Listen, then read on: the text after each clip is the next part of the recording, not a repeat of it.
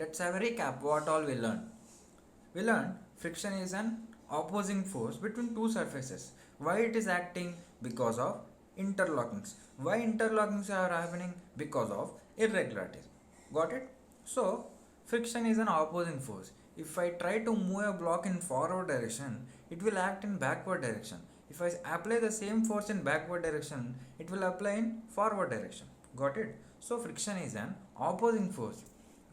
And why it is causing because of irregularities. We can give the same irregularities in different word. Friction occurs because surface of any object is rough. Why it is rough? Because of irregularities. So even surfaces that feel smooth are covered with microscopical hills and valleys. As I said, no surface is completely smooth. In aluminum foil we had seen the microscopical level of it, right? It is also having so many irregularities. So this is the microscopical level of a smooth surface also. So what are those? They are looking like hills and valleys. You know our hills, right? కొండలు గోతులు లాగా ఉన్నాయి. This is the microscopical level. So friction అంటే ఏంటో తెలుసుకున్నాం, అది ఎందుకు వస్తుందో తెలుసుకున్నాం. So what factors affect friction, like ఎక్కడ ఫ్రిక్షన్ అనేది ఎక్కువ ఉంటుంది, ఎక్కడ ఫ్రిక్షన్ అనేది తక్కువ ఉంటుంది, ఫ్రిక్షన్ అనేది తక్కువ ఎందుకు ఉంటుంది, ఎక్కువ ఎందుకు ఉంటుంది. It depends only on two factors. And what are those factors? First one is roughness of surface. ఒక సర్ఫేస్ రఫ్గా ఉంటే ఏమవుద్ది? ఇర్రెగ్యులారిటీస్ ఎక్కువ ఉంటాయి. And second one is the force pushing the surface together. ఆ రెండు ఏంటో ఇప్పుడు చూద్దాం. సో ఫస్ట్ వన్, ఈ ఎగ్జాంపుల్ తీసుకున్నాం. ఈ ఎగ్జాంపుల్లో ఒక రఫ్ సర్ఫేస్ మీద ఫాస్ట్గా వస్తున్న ఒక రోలింగ్ బాడీ, అంటే ఒక ఫాస్ట్గా వస్తున్న బాడీ మూవ్ అవుతుంది. సెకండ్ కేసులో ఒక స్మూత్ సర్ఫేస్లో మూవ్ అవుతుంది. ఎందులో ఫ్రిక్షన్ ఎక్కువ ఉంటుంది అంటున్నారు. So with common sense we can say, like rough surface మీద స్మూత్ సర్ఫేస్ మీద వెళ్తే ఎందులో ఫాస్ట్గా ఆగుద్ది, ఎందులో ఫ్రిక్షన్ ఎక్కువ ఉంటుంది అంటే రఫ్ సర్ఫేస్ మీద అంటాం. ఎందుకు?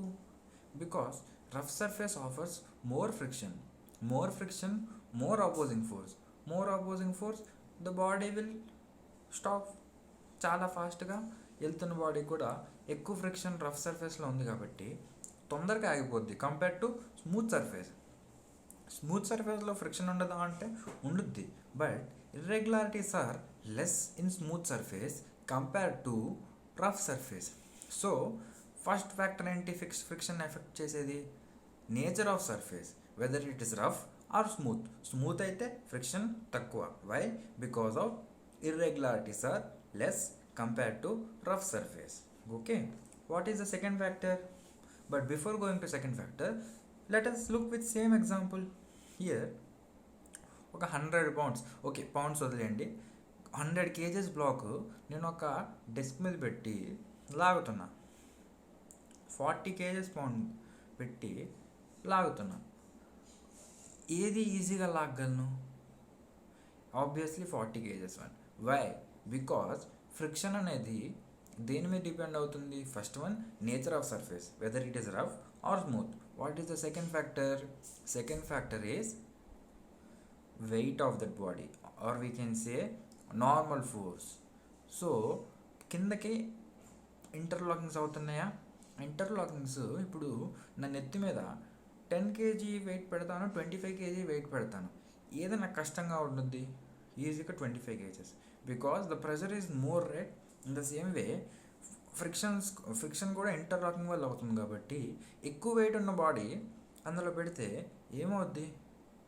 ఇంటర్లాకింగ్స్ గట్టిగా అవుతాయి. సో ఇంటర్లాకింగ్స్ గట్టిగా అయితే నేను ఇంకా ఎక్స్ట్రా ఎఫర్ట్ అప్లై చేయాల్సి వస్తుంది. Okay, so you can see here the 100 pound box, because the force pushing together is higher, so the hills and valleys are closer in contact. ఇక్కడ హిల్స్ అండ్ వ్యాలీస్ అంటే ఏం లేదు, ఇంటర్లాకింగ్స్. ఆ surface ఇర్రెగ్యులర్గా ఉంటుందా, ఈ surface ఇర్రెగ్యులర్గా ఉంటుందా, ఆ రెండు ఇంటర్లాక్ అవుతాయి. చూసాం కదా ఇంటర్లాక్ ఎలా అవుతాయో. సో ఇంటర్లాకింగ్ ఎక్కువ అవుద్ది, గట్టిగా అవుద్ది. యాజ్ ఐ సెడ్ ఎగ్జాంపుల్, నా నెత్తి మీద 10 kg బ్యాగ్ 25 kg బ్యాగ్ పెడితే 25 kg బ్యాగ్కి నేను కిందకి వెళ్ళిపోతాను, నాకు ఒత్తిడి ఇక్కడ ఇలా ప్రెజర్ పడుద్ది, ఇలా కిందకి వెళ్ళిపోతానా. అలానే ఎక్కువ వెయిట్ ఉంటే ఆ ఇంటర్లాకింగ్స్ కూడా గట్టిగా అవుతాయి. సో నేను పుష్ చేయాలంటే కొంచెం ఎక్కువ ఎఫర్ట్స్ పెట్టాల్సి వస్తుంది. సో అపోజింగ్ ఫోర్స్ అనేది ఎక్కువ ఉంటుంది because of friction. So friction depends on nature of surface. Second point, friction depends on weight of the body. Okay, so 2 factors affect. Review చూద్దాం. First one, roughness.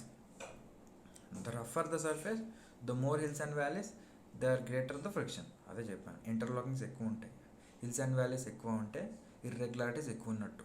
So second one, force pushing together. As a said you can say weight అనేది ఎక్కువ ఉంటే కొంచెం కష్టం move చేయడానికి. కొండ మీద ఒక పెద్ద రాయి అంటే దాన్ని మూవ్ చేయగలమా? చేయలేం. చిన్న రాయిని కాలుతో తన్నే వెళ్ళిపోద్ది. ఎందుకు? వెయిట్ అనేది లెస్ ఉంటే ఫ్రిక్షన్ లెస్ ఉంటుంది, వెయిట్ అనేది మోర్ ఉంటే ఫ్రిక్షన్ ఎక్కువ ఉంటుంది. Okay, so you can see this the second point. Okay, next one. Okay, will the area of contact affect the surface? Surface మీద ఏరియా ఆఫ్ కాంటాక్ట్ మారడం వల్ల సర్ఫేస్కి దానికి ఏమైనా ఎఫెక్ట్ ఉంటుందా? ఫ్రిక్షన్ అనేది మారుతుందా అని చూద్దాం. You can see this example. నేను దీన్ని ఇలా పెడుతున్నా, స్లైడ్ చేస్తున్నా. Okay, some X amount of friction act అవుతుంది అనుకుందాం.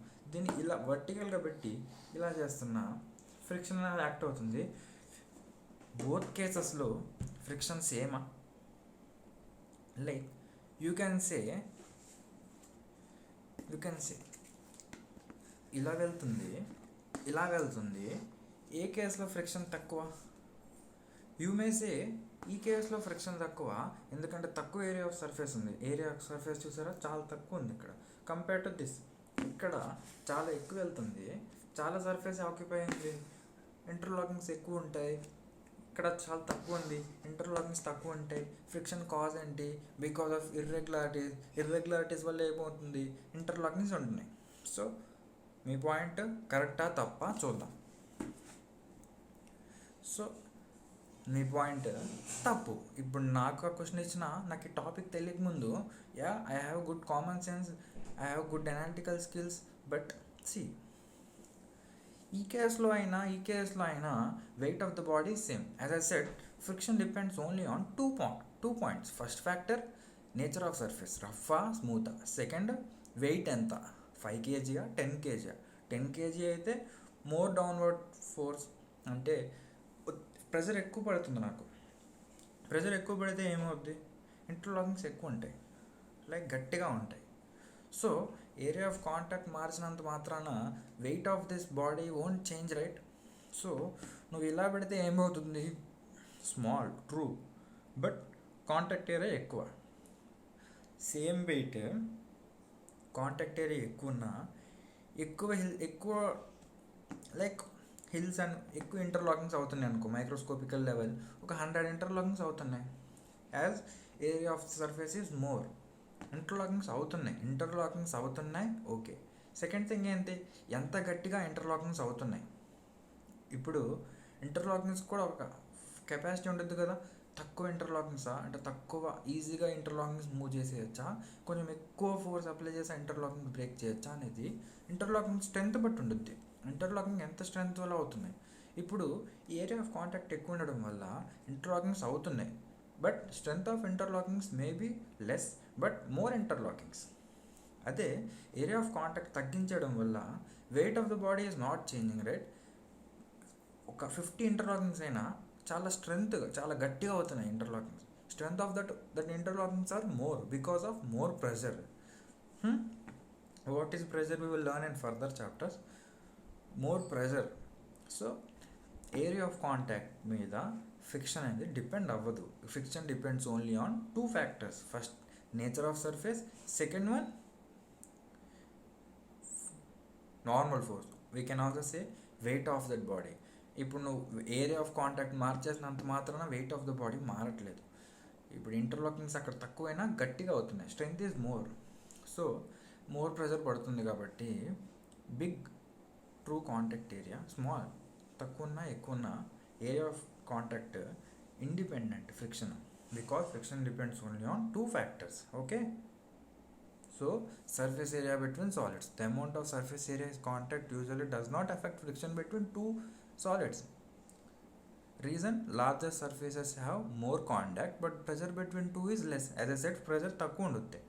The increase in friction in area of contact by reduction in pressure. Area of contact మార్చితే ఒక పాయింట్ మీద పడే ప్రెజర్ తగ్గినా ఓవరాల్ నెట్ క్యాలిక్యులేట్ చేస్తే అది సేమే వస్తుంది because friction depends only on two factors.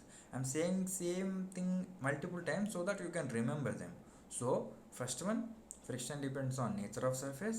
Second one, friction depends on normal force or weight of the body, and friction is independent of area of contact.